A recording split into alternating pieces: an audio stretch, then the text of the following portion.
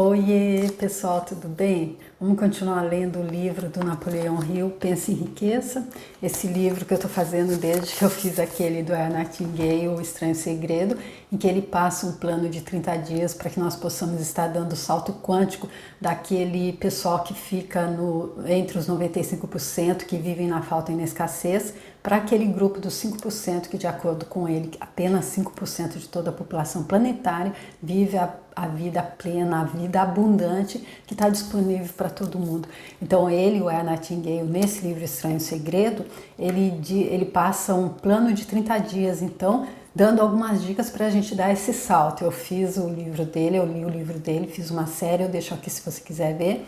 E ele dá algo, entre essas dicas, ele aconselha a estar fazendo boas leituras nesses 30 dias, por pelo menos 15 minutos por dia, e entre os livros que ele recomenda está esse aqui do Napoleão Hill, o Pense e Enriqueça. Eu acredito que seja porque, como o nome já diz, Pense e Enriqueça é o resultado de um trabalho que Napoleão Hill fez durante 25 anos da vida dele. Ele foi incitado a fazer isso por um bilionário escocês chamado Andrew Carnegie, que disse a ele para então estar pesquisando, conversando, buscando saber qual o segredo desses 5%, como diz o Earl Nightingale. Não foi o Andrew Carnegie que falou desse jeito, mas é isso que ele quis dizer, que o Napoleão Hill então fosse descobrir o segredo desses bem-sucedidos e fazer disso então um relatório, uma filosofia de vida para mostrar para as pessoas que estão aí buscando, que estão aí fazendo de tudo que acreditam que seja possível fazer para sair da falta e da escassez e acabam indo do berço ao túmulo sem conseguir esse êxito. Então o Napoleão Hill ele foi e trabalhou com essas pessoas, ele entrevistou, ele conversou, ele conviveu tanto com os bem-sucedidos, os que alcançaram sucesso, como os que fracassaram. Porque aí um vídeo anterior, um dos passos anteriores, esse livro que eu estou lendo dele aqui, não vem capítulo 1, capítulo 2, capítulo 3, assim, passo 1, passo 2, passo 3. Então, em algum dos passos anteriores, ele passa os 31 passos para fracassar. E por quê? Porque a gente quer saber como fracassar? Não, a gente quer saber como fracassar exatamente para não fazer o que nos leva ao fracasso. Enfim, ele diz que ele descobriu o segredo, porém que ele só pode nos passar metade do segredo. Isso é até um pouco... a gente fica até meio chateado, né? Mas aí ele explicou isso no prefácio, que não é porque ele esteja sendo egoísta e não queira realmente revelar tudo, é porque ele só tem a metade, porque a outra metade, de acordo com ele, é a nossa determinação de sair da falta e da escassez, é a nossa determinação de estar fazendo o que se requer, porque ele repete várias vezes no livro que nada cai do céu, que se a gente quiser alguma coisa, a gente tem que dar alguma coisa em troca. E ele diz também que há que ser feito tudo de uma forma a estar pensando no bem geral de todos, não só no nosso próprio umbigo, em outras palavras, lógico. Resumindo, é mais ou menos isso que ele diz. Mas ele disse que ainda assim, ele está passando só a metade, se a gente tiver essa determinação, ainda assim há muitos que vão encontrar o segredo logo no início do livro, logo de cara a pessoa já está tão preparada, ela já está toda determinada, acredito, que ela já começa a ler o livro e descobre, porque ele disse que nem é segredo, ele diz que está aí no nosso nariz, que está na frente de todo mundo. Quando a gente descobrir, a gente vai até dizer, meu Deus, mas era isso? E ele diz que outras vão descobrir só ali pela metade do livro e outras vão descobrir no final, e aquelas que estão realmente ainda presas, aquelas crenças limitantes, aquelas crenças que fazem com que a gente não viva, apenas sobreviva, e essas pessoas infelizmente não vão conseguir descobrir esse segredo que o Napoleão Hill está passando aqui. Isso foi ele que explicou no prefácio, não sou eu que estou dizendo. Então, o passo número 7, que foi o último que nós fizemos no último vídeo, ele falava da decisão e ele contou como é que mentes decididas trabalhando juntas participaram para o sucesso da independência dos Estados Unidos. E ele termina com essa frase: todo homem poderoso se mantém dentro de seu próprio poder. E eu acredito que seja porque o poder está em nós, e ele diz que conhecimento só é poder quando é colocado em prática. Então eu acredito mesmo que a gente descubra, que a gente conheça o segredo, se a gente não colocar em prática, ele não vai se tornar poder. E ele diz que todo homem poderoso se mantém dentro de seu próprio poder, ou seja, eu acredito que o potencial todos nós temos. Porque se todos nós temos a centelha divina em nós, então a gente não precisa pegar o potencial do outro, nós temos o nosso. Acredito que seja isso que essa frase esteja dizendo. Então vamos agora aqui para o passo número 8, em direção à riqueza, que é a persistência. Essa que ele já disse, já citou no passado um pouquinho, que ela faz o velho fracasso, ela nocauteia o velho fracasso. Você reconhecerá e eliminará certas fraquezas que estão entre você e seus objetivos. Sua persistência se desenvolverá num poder respeitado, provado e progressivo. A persistência é fator essencial no processo de transmutar o desejo em seu equivalente monetário. A base da persistência é o poder da vontade. Olha, essas palavras aqui estão em caixa alta, olha. A persistência é fator, depois desejo e depois poder da vontade. Ou seja, a persistência é fator essencial no processo de transmutar o desejo. Ele já disse ali desde o início que o primeiro passo desse segredo que ele está nos mostrando é o desejo. A gente tem que ter um desejo ardente, a gente tem que ter um desejo que seja como uma obsessão, ele diz. É aquele desejo que a gente vai dormir pensando, a gente acorda pensando, a gente sonha com ele, a gente passa o dia todo pensando e visualizando e imaginando esse desejo, se transforma em uma obsessão. E aí ele diz que a persistência é o fator essencial no processo de transmutar esse desejo no equivalente monetário, e a base da persistência é o poder da vontade. Força de vontade e desejo, se combinados corretamente, formam um par irresistível. Homens que acumulam grandes fortunas geralmente são conhecidos como de sangue frio e às vezes cruéis. Muitas vezes são mal interpretados. O que têm é força de vontade, que misturam a persistência, colocando-a por trás dos desejos para assegurar a consecução de seus objetivos. Ou seja, aquilo que muitas vezes ele está dizendo que se atribui aos homens de grandes fortunas, que eles têm sangue frio. Ele diz que isso não, o que eles têm é força de vontade para assegurar a consecução dos desejos. A maioria das pessoas está pronta para alijar objetivos e propósitos, desistindo ao primeiro sinal de oposição ou má sorte. Alguns continuam, apesar de toda a oposição, até a meta. Pode não ter significado heróico a palavra persistência, mas essa qualidade está para o caráter do homem como o carvão está para o aço. Olha só, gente, que coisa incrível. A gente sabe então que o aço ele é esquentado, né? Tá ali no fogo até o máximo possível para depois ser ali batido para que ele possa tomar outra forma, né? Se não me engano. Então ele está dizendo que a persistência a persistência, então, ela é essa qualidade, está para o caráter do homem como o carvão está para o aço. Ou seja, a gente sabe, molda ali, eu acredito, o caráter do homem na medida em que ele tem persistência, em que ele é capaz de continuar persistindo diante de algum sinal de oposição ou até de má sorte, creio. A construção de uma fortuna geralmente envolve a aplicação dos 13 princípios desta filosofia. Esses princípios devem ser entendidos e aplicados com persistência por todos os que acumulam dinheiro. Então aqui, gente, eu acredito que riqueza prosperidade financeira, ela está atrelada então à persistência, é isso que ele está deixando bem claro aqui, há que se persistir. Um subtítulo aqui, desejo fraco produz resultados fracos. Se você está acompanhando o livro com a intenção de aplicar o conhecimento que oferece, seu primeiro teste de persistência será quando começar a seguir os 6 passos descritos no segundo capítulo. Aqui ele chama, no texto, ele chama cada parte de capítulo, mas aqui no livro, nessa versão que eu estou lendo, nessa tradução do português que eu estou lendo, vem como passos, então seria no segundo passo, e eu deixo aqui para vocês o vídeo onde ele passa então 6 passos nesse segundo capítulo, tá bom?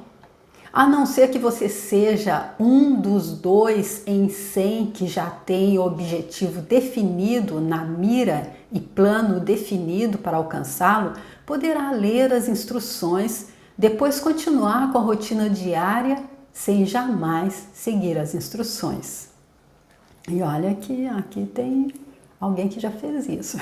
Eu vi um vídeo, uma pessoa passando só os 6 passos, aí eu comecei, mas realmente eu não tinha um plano definido e aí eu não fiz, não continuei seguindo as instruções.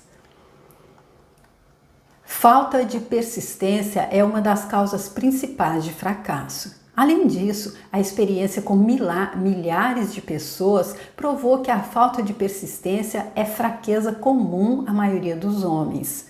Trata-se de fraqueza que pode ser vencida pelo esforço. A facilidade com que a falta de persistência pode ser vencida dependerá inteiramente, está em negrito essa palavra, da intensidade do desejo de cada um. Ou seja, olha aqui, gente. A fraqueza pode ser vencida pelo esforço, mas a facilidade com que a falta de persistência pode ser vencida dependerá inteiramente da intensidade do desejo. Ou seja, ele voltando aqui novamente, então dizendo que o desejo é o primeiro passo, é o primordial. Há que se ter um desejo, há que se ter um desejo que se transforma em obsessão. E aí a gente consegue até a facilidade que a falta de persistência pode ser vencida. A gente pode ter facilidade para vencer a falta de persistência, se a gente, dependendo da intensidade do nosso desejo. O ponto de partida de toda a realização é o desejo. Mantenha isso sempre em mente. Desejos fracos produzem resultados fracos, assim como pequena quantidade de fogo produz pequena quantidade de calor. Se você achar que lhe falta persistência, essa fraqueza pode ser remediada ateando fogo mais forte aos seus desejos. Continue a ler até o fim, depois volte ao capítulo do desejo e comece imediatamente a seguir as instruções dadas com relação aos 6 passos. O interesse com que seguir as instruções indicará claramente quanto ou quão pouco você realmente deseja acumular dinheiro. E olha aí ele desafiando a gente para nocautear essa procrastinação, a autossabotagem. Ele está passando os 6 passos, porque assim como ele diz no livro, aqui, o livro todo, que o segredo não está revelado aí em uma página tal, 2 pontos, é assim, assim, assim, assim, como uma receita de bolo, já nesse capítulo 2 aqui, no desejo, ele passa exatamente como uma receita de bolo, esses 6 passos. Ele está aqui insistindo, é ele que está dizendo, é ele que fez esse trabalho de pesquisa de 25 anos, então acredito que ele sabe o que ele está dizendo, é ele que é milionário também, ou que era nessa época, e é ele que era assistido por um bilionário que era o escocês, o Andrew Carnegie. Então ele entende bem disso que ele está dizendo, então ele está desafiando a gente a, vamos ver, gente, vamos mostrar para ele, provar para ele que não está certo ou que está certo, né? Que se ele está dizendo, se a gente desejar realmente acumular dinheiro, a gente deve voltar ali no capítulo desejo, no capítulo 2, e seguir as instruções que ele passa ali passo a passo, basta apenas seguir. Eu deixo aqui, como já disse, aqui destacado para vocês aonde eu passo, qual é o vídeo que traz esses 6 passos, tá? Se achar indiferente, pode estar certo de não ter adquirido ainda a consciência do dinheiro, que deve possuir antes de ter certeza de poder acumular fortuna. E olha, gente, uma coisa que está clareando aqui para mim é que ele diz sempre, em algumas e várias vezes aí, outras passagens do livro, que antes da gente ter o dinheiro ali físico na mão, a gente tem que adquirir a consciência do dinheiro. Fortunas gravitam em torno aos homens cujas mentes são preparadas para atraí-las, com a mesma certeza da água que se dirige para o oceano. Olha aqui, então é aquela coisa de ser um imã mesmo, olha aqui, mentes preparadas para atrair com a fortuna, então ela gravita em torno dessas pessoas, porque a gente vê aí gente que quanto mais, parece que quanto mais dinheiro tem, mais dinheiro chega para elas parecem que estão respirando, então cada vez que respira elas ficam mais ricas, é natural para elas. Então aqui ele está dizendo que são mentes que foram preparadas para atrair com a mesma certeza da água que se dirige para o oceano, as fortunas se dirigem para essas mentes. Eu acredito que é aí que está ter essa consciência do dinheiro. E olha, gente, o que está vindo aqui para mim? Vamos começar a perguntar, então, o Ernest Nightingale ou o Spencer Johnson diz ali no livro dele, Picos e Vales, que a pergunta é o principal. E eu também já fiz outros cursos que dizem que a pergunta traz consciência. Então vamos perguntar como é que a gente pode ter a consciência do dinheiro. O que é ter consciência do dinheiro? Como que a gente faz para ter a consciência do dinheiro? Se achar fraco em persistência, centralize a atenção nas instruções contidas no capítulo sobre o poder. Cerque-se de um grupo de mente superior e, através dos esforços cooperantes dos membros do grupo, poderá desenvolver persistência. Encontrará instruções adicionais para o desenvolvimento da persistência nos capítulos sobre a autossugestão e o subconsciente. Siga as instruções esboçadas naqueles capítulos, até sua natureza habitual fornecer ao subconsciente um retrato claro do objeto do seu desejo. Desse ponto em diante, você não será prejudicado pela falta de persistência. Ou seja, olha aqui, gente, é tudo uma engrenagem que tem que estar tudo ali trabalhando junto, acredito. Olha aqui, ele dizendo que a gente deve seguir então as instruções ali do capítulo sobre o poder, e a nossa natureza habitual ela vai fornecer ao subconsciente um retrato claro do nosso desejo. Eu acredito que tem a ver com a visualização. O nosso subconsciente tem que ter o retrato claro daquilo que a gente deseja. E ele fala também do grupo de mente superior, que é a gente estar se associando a pessoas que estão com o mesmo foco nosso, as pessoas que estão decididas também a sair da falta e da escassez, passar para essa multidão de 5% que descobriu o segredo e vive a plenitude da vida com abundância e prosperidade em todos os setores. E aí ele disse que através dos esforços cooperantes dos membros desse grupo, a gente vai poder desenvolver a persistência. O subconsciente trabalha continuamente enquanto você está acordado e enquanto dorme. Outro subtítulo: a magia da consciência do dinheiro. Olha aqui, então ele vai falar daquilo que deu essa despertada aí na gente agora, a consciência do dinheiro. Esforço espasmódico ou ocasional para aplicar as regras não lhe será de valor nenhum. Para conseguir resultados, você deve aplicar todas as regras até que a aplicação delas se torne um hábito fixo. De nenhuma outra forma você poderá desenvolver a necessária consciência do dinheiro. Então aqui ele dando o primeiro passo para que a gente desenvolva, tá vendo? Nós fizemos, a gente perguntou aí como desenvolver essa consciência e já tá vindo. Ele está dizendo então que aqui, se a gente não aplicar as regras que ele está dando, isso não vai ter valor nenhum. Eu acredito que é como ele disse também, que o conhecimento não é poder sem ação. A pobreza é atraída para quem tem a mente favorável a ela. Assim como o dinheiro é atraído por aquele cuja mente foi deliberadamente preparada para atraí-lo e pelas mesmas leis. A consciência da pobreza apossar-se-á voluntariamente da mente que não se ocupa com a consciência do dinheiro.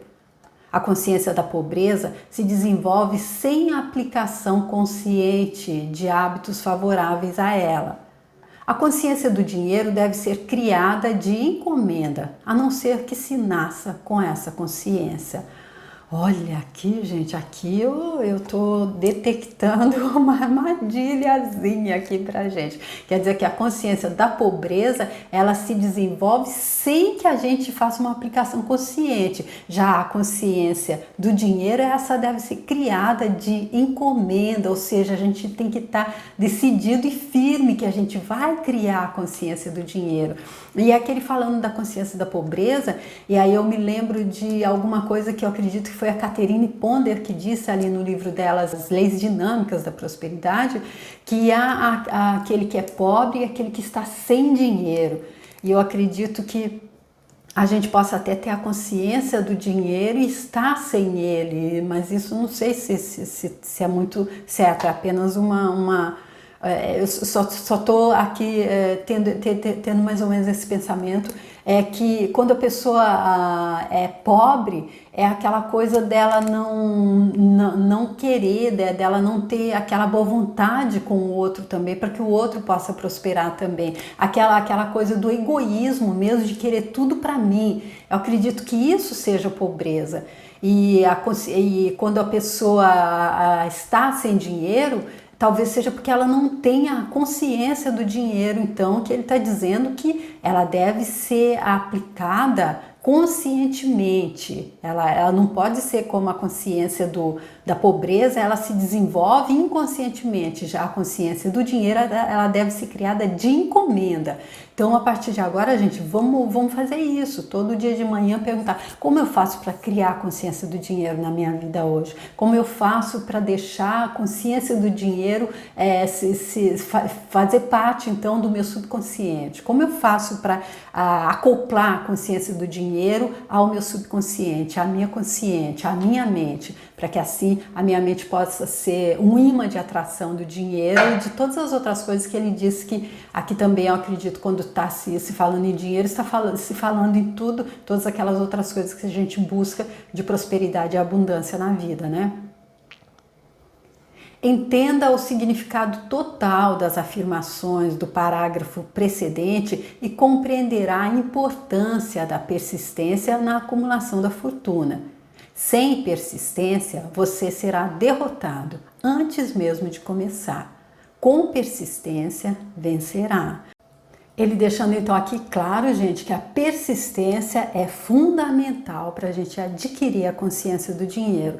E eu acredito também até para a gente entender tudo isso que ele está dizendo, que ele está dizendo aqui. Entenda o significado total das afirmações do parágrafo precedente e compreenderá a importância da persistência na acumulação da fortuna. Se alguma vez você já teve um pesadelo, compreenderá o valor da persistência. Você está deitado na cama, semi-acordado, com a sensação de estar sufocando. É incapaz de virar-se ou de mover um músculo. Percebe que deve começar a readquirir controle sobre seus músculos. Através de persistente esforço de vontade, consegue finalmente mexer os dedos de uma das mãos. Continuando a mover os dedos, você estende o controle aos músculos de um dos braços até poder erguê-lo. Depois, consegue controlar o outro braço da mesma maneira.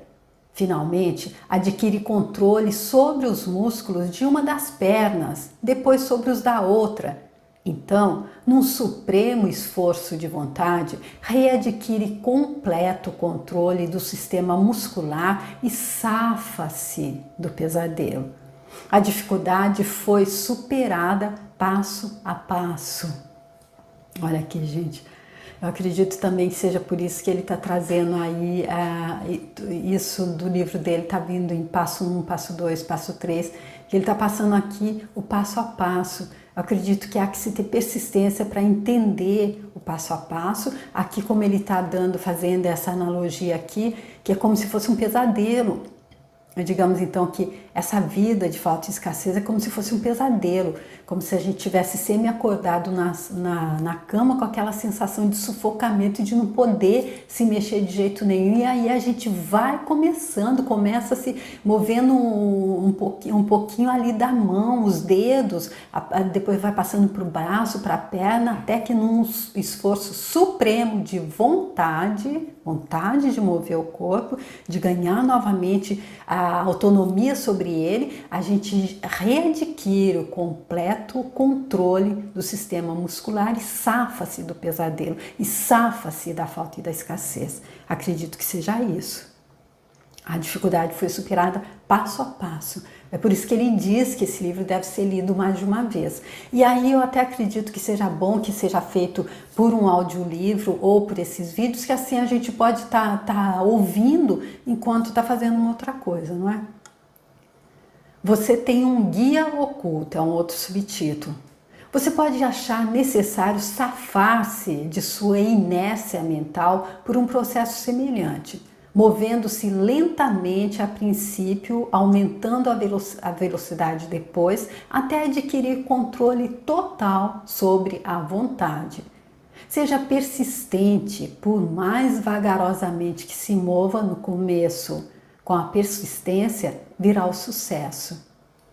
Ou seja, passo a passo, tudo tem a ver com passo a passo. Vamos dar, eu estava vendo uma entrevista do Will Smith, da Oprah Winfrey, entrevistando ele sobre o livro dele, a autobiografia dele, e ele conta que uma vez, quando ele tinha 11 anos, caiu o muro lá do lugar onde o pai dele trabalhava, e o pai dele mandou que ele e o irmão dele de 9 anos reconstruísse o muro. Ele disse que aquilo passou a ser o pesadelo maior da vida dele, porque ele imaginava, era um muro imensamente alto e longo, e ele dizia que ele jamais ia conseguir fazer isso. E aí um dia ele disse que o pai dele deu a lição que ficou mais ali, que ele lembra até hoje, que serviu muito para ele colocar na vida dele todo, que o pai dele fala assim para ele: não existe um muro, existe assentar um tijolo de cada vez. Você não é capaz de assentar um tijolo perfeitamente? Então, assente esse tijolo, pense só em assentar esse tijolo, um tijolo de cada vez, ou seja, um passo de cada vez. Com persistência. Se escolher seu grupo de mente superior com cuidado, terá nele pelo menos uma pessoa que o ajude a desenvolver a persistência. Alguns homens que acumularam grandes fortunas fizeram-no por necessidade. Desenvolveram o hábito da persistência por terem sido tão perseguidos pelas circunstâncias que tiveram de se tornar persistentes. Ou seja, ali eu acredito que ser persistente, evoluir como um todo, como ser humanos que estamos, eu acredito que passa pela persistência. Então a vida vai trazendo, poxa, ele não está entendendo que tem que ser persistente, então vamos trazer uma outra coisa. Aí, por isso que ele está dizendo, algumas pessoas desenvolveram o hábito da persistência de tanto terem sido perseguidas pelas circunstâncias. E às vezes a gente pensa, por que comigo? Por que acontece isso? Exatamente para que a gente possa desenvolver aquele hábito que vai nos abrir as portas para uma vida plena e abundante. Os que cultivam o hábito da persistência parecem gozar de um seguro contra o fracasso. Não importa quantas vezes sejam derrotados, chegam, no final, ao topo da escada. Às vezes, parece haver um guia oculto, cujo dever é testar os homens através de todas as espécies de experiências desanimadoras. Aqueles que se reerguem após a derrota e continuam tentando, alcançam e o mundo aplaude. Viva! Sabia que você seria capaz. O guia oculto não permite que ninguém consiga grandes realizações sem passar o teste da persistência. Os que não conseguirem vencê-lo simplesmente não passam no exame. E aqui, gente, eu acredito que não seja aqui como na nossa escola, na nossa realidade aqui, nessa realidade nossa, humanos aqui, que a gente dá um jeitinho, não. Aqui eu acredito que seja como as leis divinas, a lei da causa e efeito, a lei da atração, se a gente subir ali, saltar pela janela, a gente não vai planar, a gente vai se estatelar no chão, ou seja, ele diz que há guia oculto que vai testar a gente até ver quando a gente vai desenvolver então a persistência. E ele diz que esse guia não permite que ninguém consiga grandes realizações sem passar o teste da persistência. Então, gente, a gente que está esperando aí, eu vou esperar até que todas as condições sejam favoráveis, comecei, mas não deu certo, eu fechei, eu vou esperar. Não, é o guia te mostrando, é a vida te mostrando, olha, tem que persistir. Os que conseguirem vencê-lo são generosamente recompensados por sua persistência. Alcançam como compensação qualquer meta que perseguem. E isso não é tudo. Recebem algo infinitamente mais importante que a compensação material. O conhecimento de que toda a derrota traz consigo a semente de uma vantagem equivalente. E o Napoleão Hill, ele gosta dessa frase, ele cita ela em outros livros que eu já li dele, e eu acredito que ela tenha está toda fundamentada com a verdade. Porque eu já ouvi, vocês já devem ter visto também, histórias de pessoas que disseram, nossa, essa derrota, isso, depois disso eu consegui vencer, isso me transformou. Ou seja, toda derrota traz consigo a semente de uma vantagem equivalente. Ele diz aqui em capítulos anteriores também que a oportunidade ela não aparece assim toda bonitinha, vestidinha de eu sou a oportunidade, não, que ela aparece em forma de fracasso também, para testar. Eu acredito que é aquela coisa de nos experienciar, a vida nos experienciando com pouco para ver se a gente está preparado para receber muito, né? Então aqui agora um outro subtítulo é derrota, condição temporária. Há exceções a essa regra. Algumas pessoas conhecem por experiência a solidez da persistência. São os que só aceitaram a derrota como algo temporário. São aqueles cujos desejos são postos em evidência com tal persistência que a derrota no fim se transforma em vitória. Nós que estamos nas linhas secundárias da vida, vemos o número assustadoramente grande dos que são derrotados, para nunca mais se reerguerem. Vemos os poucos que aceitam o castigo da derrota como impulso para um esforço maior. Ou seja, olha a diferença aqui, olha, ele vê aqueles que...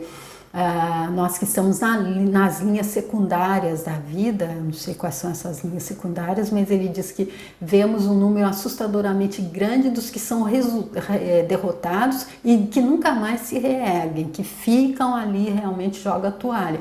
E vemos os poucos que aceitam o castigo. Eu acredito que esse castigo deveria até estar entre aspas, da derrota como um impulso para um esforço maior. Ou seja, aquela coisa, impulso mesmo, quando a gente vai soltar uma flecha, a gente não tem que puxar ela para trás antes para que ela ganhe o impulso e voe mais além, não é? Quando vai se fazer um salto também assim, um mergulho, a gente não dá uma arrancadinha para trás, eu acredito que é mais ou menos assim, não é? Esses, felizmente, nunca aprendem a aceitar a marcha a ré da vida. Mas o que não vemos, o que a maioria de nós nem sequer suspeita que exista, é o poder silencioso, porém irresistível, que vem salvar os que continuam lutando, mesmo em face da adversidade. Se falamos nesse poder, poderemos chamá-lo de persistência e ficar nisso. Uma coisa todos nós sabemos: se não se possuir persistência, não se alcança sucesso valioso em nenhuma profissão. E seja ele dizendo aqui que há um poder silencioso, porém irresistível, que vem salvar os que continuam lutando. Ou seja, eu acredito que é aquela coisa da história que eu ouvi da professora Lucelena, do príncipe que vai salvar a princesa do dragão e ele vai ali com todas as chances de sair perdedor, mas ele tem aquele desejo ferrenho, que é uma obsessão, e ele vai sendo equipado pela vida, ele vai sendo equipado, ele vai ganhando poderes, ele vai ganhando força e ele derrota e ele salva, porque ele está determinado e ele não vai parar por nada, ele vai continuar persistindo. Ao escrever essas linhas, ergo os olhos do meu trabalho e vejo diante de mim, a menos de um quarteirão, a grande e misteriosa Broadway, cemitério de esperanças mortas e antessala da oportunidade. Do mundo inteiro vem gente a Broadway à cata de fama, fortuna, poder, amor ou o que quer que os seres humanos chamem de sucesso. Uma vez ou outra, alguém se destaca da longa procissão de aspirantes e o mundo ouve dizer que mais um dominou a Broadway. Mas a Broadway não é fácil ou rapidamente conquistável. Ela só reconhece talento, aceita o gênio, recompensa em dinheiro depois que a pessoa se recusa a desistir. Sabemos então que descobriu o segredo de como conquistar a Broadway. O segredo está sempre inseparavelmente ligado a uma palavra: persistência. E olha ele aí persistindo para ver se a gente entende isso. O segredo é contado na luta de Fanny Hurst, cuja persistência conquistou a grande Estrada Branca. Chegou a Nova York em 1915 para converter seus escritos em riquezas. A conversão não chegou logo, mas chegou. Durante 4 anos, ela conheceu os caminhos secundários de Nova York em experiências de primeira mão. Passava os dias trabalhando e as noites esperando. Quando a esperança se tornou fraca, ela não disse: "Está bem, Broadway, você ganhou." Mas sim: "Está bem, Broadway, você pode bater alguns, mas não a mim. Vou forçá-la a desistir." O editor de um jornal enviou-lhe 36 cartões de recusa antes que ela conseguisse quebrar o gelo e ter um conto aceito. O escritor médio, como o médio em qualquer setor da vida, teria desistido da tarefa. Ao chegar o primeiro cartão de recusa, ela, porém, martelou as calçadas durante 4 anos, porque estava determinada a vencer. Depois chegou a recompensa. Quebrara-se o encanto. O guia oculto testará Fanny Hurst e ela aguentará firme. Daí em diante, editores abriam caminho à porta dela. O dinheiro chegou com tal rapidez que ela mal tinha tempo de contá-lo. Logo foi descoberta pelo pessoal do cinema e então o dinheiro não veio mais como troco miúdo, mas como inundação. Eis uma descrição sumária do que a persistência é capaz de alcançar. Fanny Hurst não é nenhuma exceção. Onde quer que os homens e mulheres acumulem grandes riquezas, esteja certo de que o primeiro a adquirirem é a persistência. A Broadway dará uma xícara de café e um sanduíche a qualquer mendigo, mas exige persistência dos que procuram grandes prêmios. Kate Smith dirá amém ao ler isso.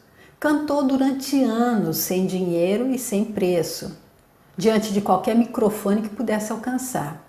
A Broadway lhe disse: "Venha conquistar o que quer se aguentar."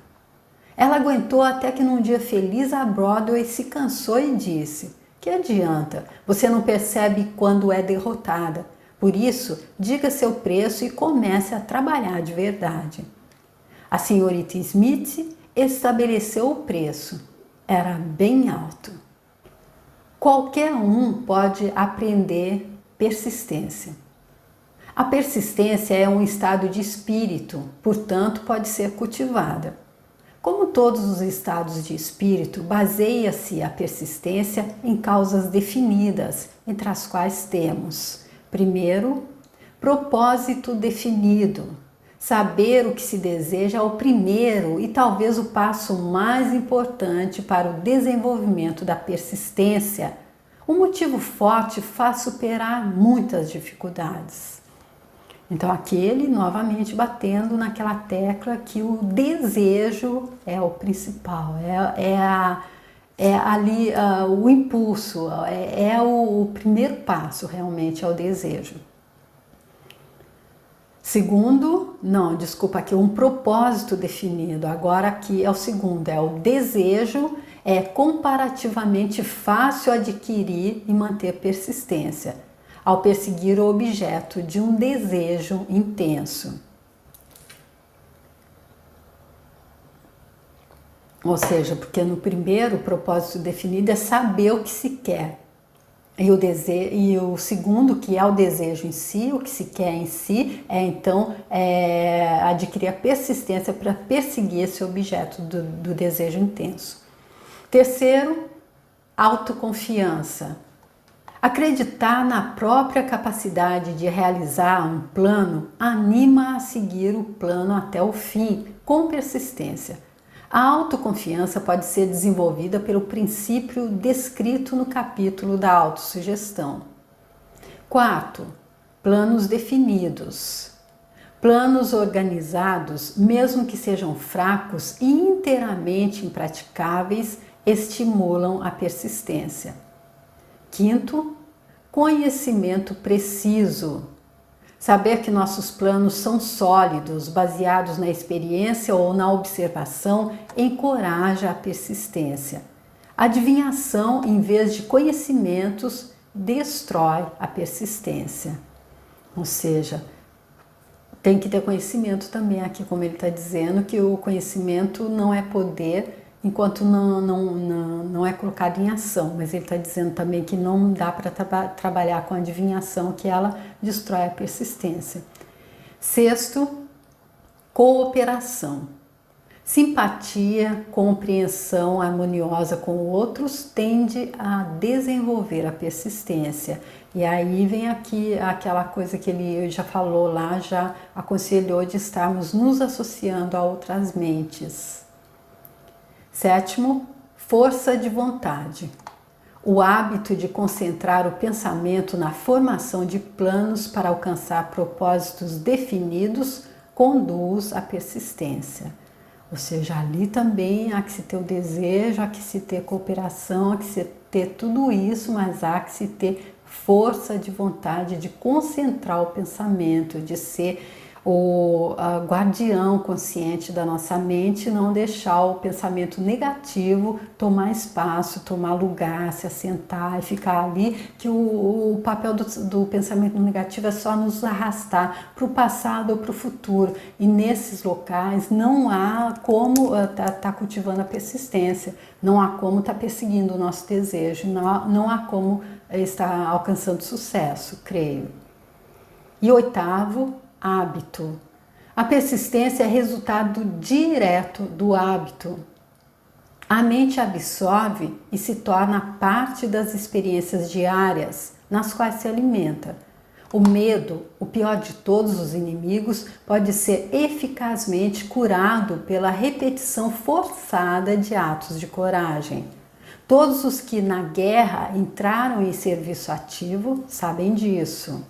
Olha aqui, gente, ele trazendo aqui pontos bem interessantes aqui, olha. O hábito, o Agmandino diz ali no livro dele, A Universidade do Sucesso, uma frase que é: nós fazemos o hábito e depois nos escravizamos a ele. E eu acredito que para ter um hábito, a gente tem que estar convidando a disciplina para a nossa vida. Eu fiz um vídeo sobre a disciplina, eu deixo aqui para você se quiser dar uma olhada, onde eu busquei mais informações, trouxe mais informações sobre a disciplina, como desenvolver a disciplina. E aí ele fala que também que o medo, o pior de todos os nossos inimigos, ele pode ser eficazmente curado pela repetição forçada de hábitos de coragem. Todos que na guerra entraram em serviço ativo sabem disso. Ou seja, se a gente se deixar guiar pelo medo, a gente também vai ser levado ali para o passado ou para o futuro, aonde não é possível pegando na mão, saindo com a persistência, tendo a persistência trabalhando para a gente. Então, eu deixo, não vou continuar muito mais com mais alongar vou fazer esse passo aqui em 2 vezes, para que a gente não fique muito longo o vídeo, e porque eu achei também ele bem denso, que se realmente tá entendendo isso que ele está dizendo aqui. Espero que a intervenção que eu fiz, que a opinião que eu trouxe ajude a estar trazendo mais clareza. Se você não concordar também e quiser me dizer o que foi que você entendeu também, eu vou achar super mesmo, para me ajudar a compreender aquilo que por acaso eu não tenho entendido. Porque ele disse aqui em uma das passagens que há que se entender. Porque não adianta nada a gente ficar lendo, se a gente não entender, a gente não vai encontrar o segredo, né, gente? O objetivo aqui da leitura desse livro é encontrar esse segredo, que vai nos fazer, então, dar aquele salto, passar do meio dos 95% que estão na falta e na escassez, para os 5% que vive a vida dos sonhos de Deus pra gente. E então, com esse objetivo que eu estou fazendo essa leitura, e eu agradeço muito você por ter vindo comigo até aqui, por estar acompanhando. Fico super feliz de saber, algumas pessoas mandam mensagem dizendo que está fazendo diferença na vida delas. Que coisa incrível, que ótimo. Eu desejo muito que até o final desse livro, você que ainda não descobriu o segredo, tenha descoberto e tenha dado esse salto quântico da falta e da escassez para a abundância plena. E me deixa saber, comenta comigo, me conta, tá bom? E muito obrigada por ter vindo comigo até aqui, e até o próximo vídeo, então, quando a gente vai concluir, então, esse 8º passo aqui, onde, então, ele está falando tanto da persistência. Tá bom, gente? Muito obrigada e até o próximo vídeo.